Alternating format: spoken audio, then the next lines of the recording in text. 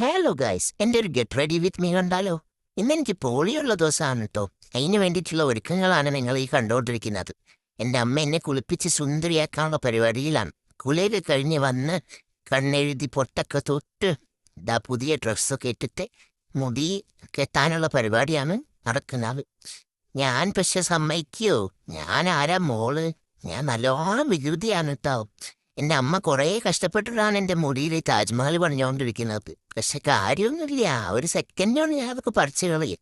എന്നാലും പാവമല്ലേ, ആ പാവത്തിൻ്റെ ആഗ്രഹമല്ലേ വിചാരിച്ചിട്ട് ഞാൻ ഇരുന്ന് കൊടുക്കുകയാണ്. എൻ്റെ തലയിൽ വെക്കാനുള്ള സാധനമാണ് ഇപ്പം എൻ്റെ കയ്യിലിരിക്കുന്നത്. കുറേ കളറുകളുണ്ട്. ഓരോ കളർ ഉടുപ്പിടുമ്പോൾ ഓരോ കളറാണ് എൻ്റെ തലയിൽ വെച്ച് തരും എൻ്റെ അമ്മ. അങ്ങനെ എൻ്റെ മുടി സ്റ്റൈലൊക്കെ ഏകദേശം കഴിഞ്ഞിട്ടോ. അത് കഴിഞ്ഞിട്ട് എൻ്റെ അമ്മ എനിക്ക് ചന്ദനം തൊട്ട് തരികയാണ്. ഇതമ്മയ്ക്ക് നിർബന്ധമാണ്. എൻ്റെ ഏട്ടനും അമ്മ ചന്ദനം തൊട്ട് കൊടുക്കും, എനിക്കും തൊട്ട് തരും. കുളിച്ചാലില്ലേലും ചന്ദനം തൊട്ട് തരും. അത് നിർബന്ധമാണ് എൻ്റെ അമ്മയ്ക്ക്. അപ്പോൾ ഇതാണ് എൻ്റെ ഫൈനൽ ലുക്ക്. അപ്പം ഞങ്ങൾ പോയിട്ട് വരാം. ഞങ്ങൾ പോയി പോവാൻ ഇറങ്ങിയിരിക്കുകയാണ്. ഞാൻ അച്ഛൻ്റെ കൂടെ ബൈക്കിലപ്പോൾ കയറിയിട്ട് പേടിയൊക്കെ ഉണ്ട്. എന്നാലും എനിക്ക് കുഴപ്പമൊന്നും കേട്ടോ. പക്ഷെ ഞാൻ പേടിയാണ്ടെന്നുള്ള ഭാവമൊന്നും എൻ്റെ മുഖത്തില്ല എന്ന് എനിക്കറിയാം. പിന്നെ അവിടെ എത്തിയപ്പോൾ ഒരു ആൻറ്റീൻ്റെ വായിലേക്ക് എന്തൊക്കെയോ ഒഴിച്ചു തരാൻ വേണ്ടി വന്നു. അപ്പം ഞാൻ തുടങ്ങിയില്ലേ നമ്മുടെ സ്ഥിരം അടവ്. കരയാനങ്ങോട്ട് തുടങ്ങി ഞാൻ. പിന്നെ ഞാൻ കരച്ചിട്ട് നിർത്തുകയില്ല.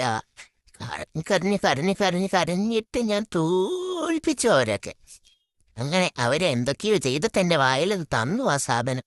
പിന്നെ ഏട്ടനും അമ്മയും അച്ഛനൊക്കെ കൂടെ ആശ്വസിപ്പിച്ച് ഒരു വിധമായി.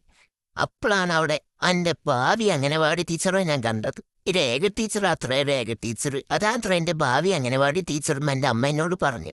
അപ്പോൾ രേഖ ടീച്ചർ പറഞ്ഞു, ഞാനെന്ന് ഒന്നെടുക്കട്ടെ, കരച്ചിൽ മാറുമെന്ന് നോക്കട്ടെ എന്നൊക്കെ പറഞ്ഞ ടീച്ചർ എന്നെ ഒന്നെടുത്തു. പക്ഷേ ഞാൻ വിട്ടുകൊടുക്കൂ. പിന്നെ അവിടുത്തെ ഒരു ബലൂണും പറിച്ച് എൻ്റെ കയ്യിൽ തന്നു ടീച്ചർ. പിന്നെ ഞാൻ അമ്മയുടെ അടുത്ത് പോയപ്പോൾ ഭയങ്കര ഹാപ്പിയായി. ഒരു ബലൂൺ കിട്ടി. കരഞ്ഞാലെന്താ, നല്ലൊരു ബലൂൺ കിട്ടിയില്ലേ.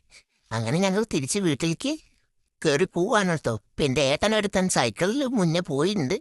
ഞാൻ അങ്ങനെ വീട്ടിലെത്തി. അപ്പം എനിക്ക് വണ്ടി ഇറങ്ങാൻ ഭയങ്കര മടി. എൻ്റെ അമ്മ എന്നെ